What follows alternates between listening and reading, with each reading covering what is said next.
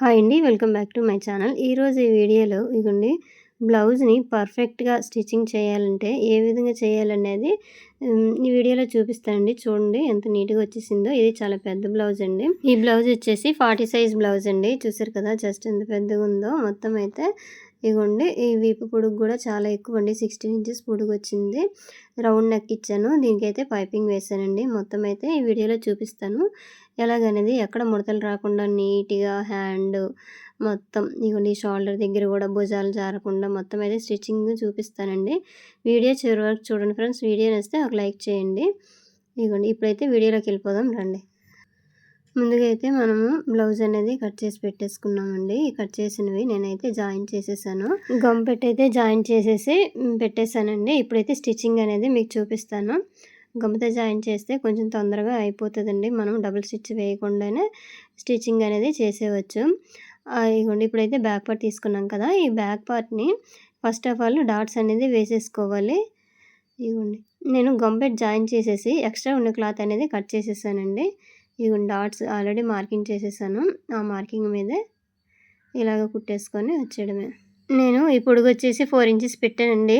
ఎందుకంటే ఈ back part పొడుగు వచ్చేసి మొత్తం అంటే బ్లౌజ్ పొడుగు వచ్చి 16 ఇంచెస్ వచ్చింది. అందువల్ల నేను 4 ఇంచెస్ అయితే పొడుగు అనేది పెట్టాను. ఈ వెనక డాట్స్ అనేవి ఇగోండి ఇలాగా వేసుకొని క్రాస్గా వచ్చేయడమే. అయిపోయిందండి. ఇప్పుడు డాట్స్ వేసేసాం కదా, పట్టి తర్వాత వేస్తానండి. క్లాత్ చూసేసుకొని దాన్ని బట్టి పట్టి వేస్తాను. లేకపోతే వేరే కలర్ వేయాలి కదా, అందువల్ల లాస్ట్లో వేస్తాను, అప్పుడు చూపిస్తాను.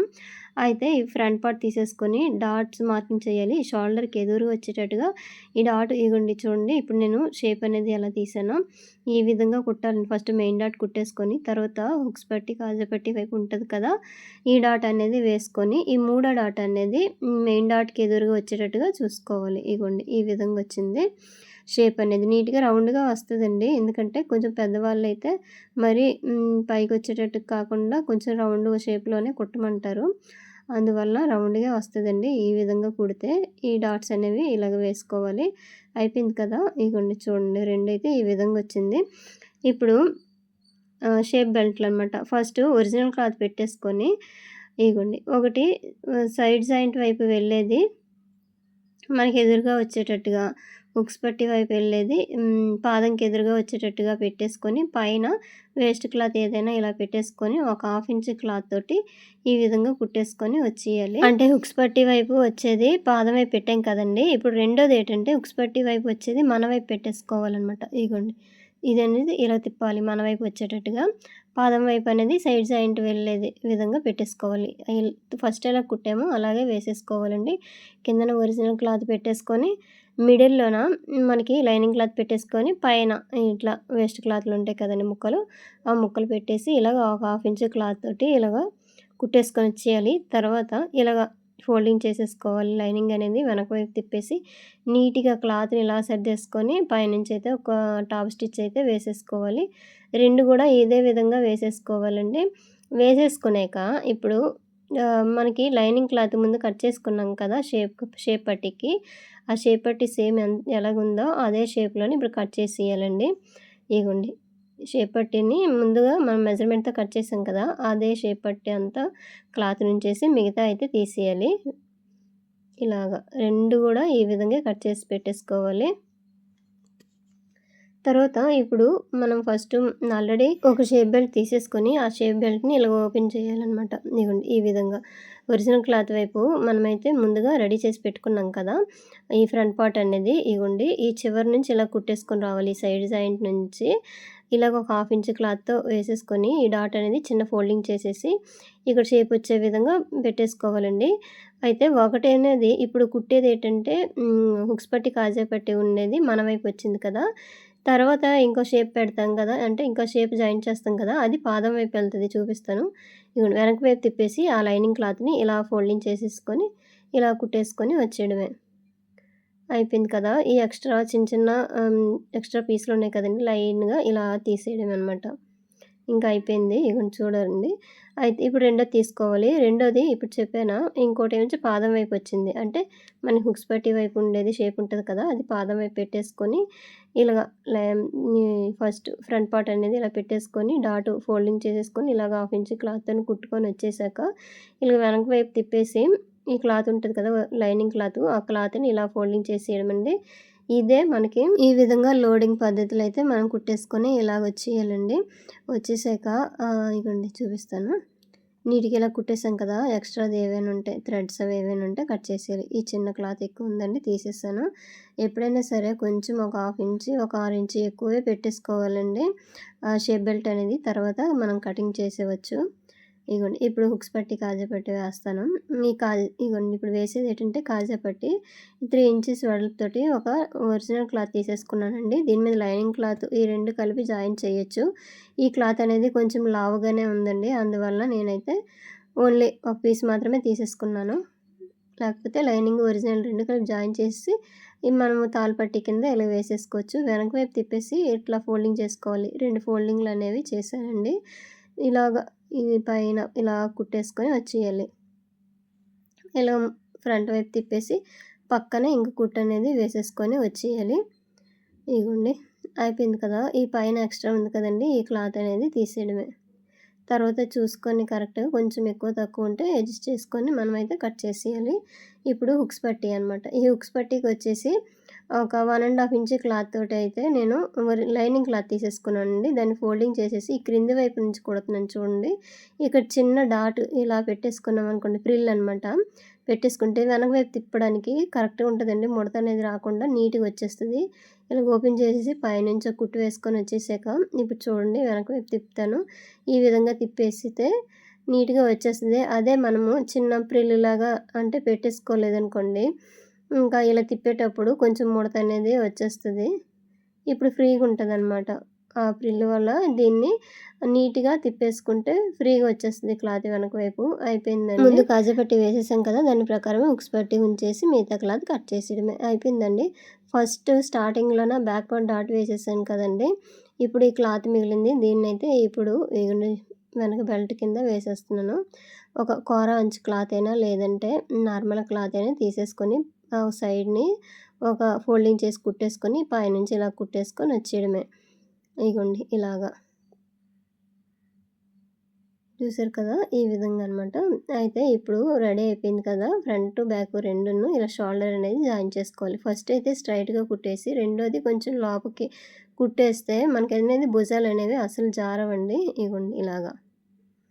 అయిపోయింది కదా! ఇప్పుడు క్రాస్ పట్టీలనమాట. క్రాస్ పట్టీ కట్ చేసేసి పెట్టేసుకొని ఇగోండి క్రాసు ఈ విధంగా జాయిన్ చేసేసుకోవాలండి. ఇలా జాయిన్ చేసేసుకునేక నేనైతే థ్రెడ్ పైపింగ్ వేస్తాను. పైపింగ్ అనేది ఇంకో వీడియోలో చూపిస్తానండి. ఇందులోనైతే ఓన్లీ జాయింట్ మాత్రమే చూపిస్తాను.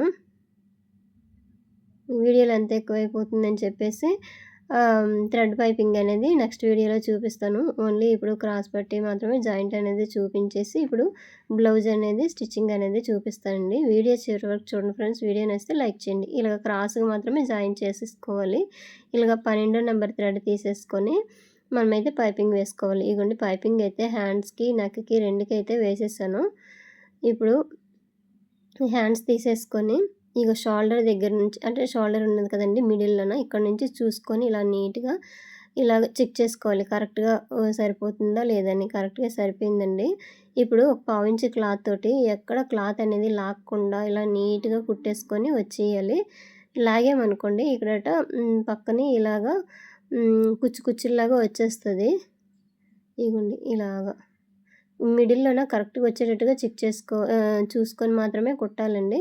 కొంచెం ముందుకి వెనక్కి వెళ్ళిపోయిందనుకోండి మళ్ళీ విప్పేసి కుట్టాలి. లేదంటే మిడిల్ నుంచైనా మనమైతే జాయింట్ అనేది చేసేసుకోవచ్చండి.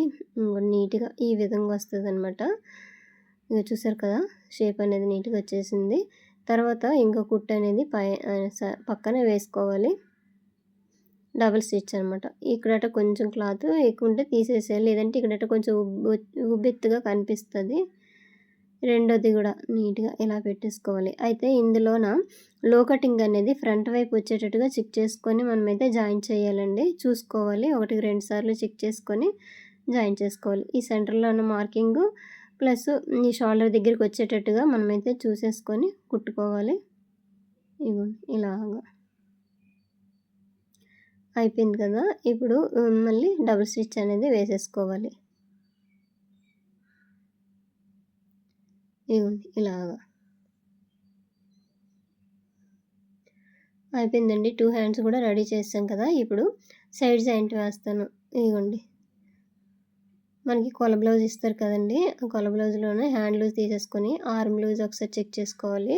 మనం ఇగోండి కరెక్ట్‌గా వచ్చేసింది. మనం కట్ చేసేటప్పుడు కూడా మార్కింగ్ మీదే ఉన్నది.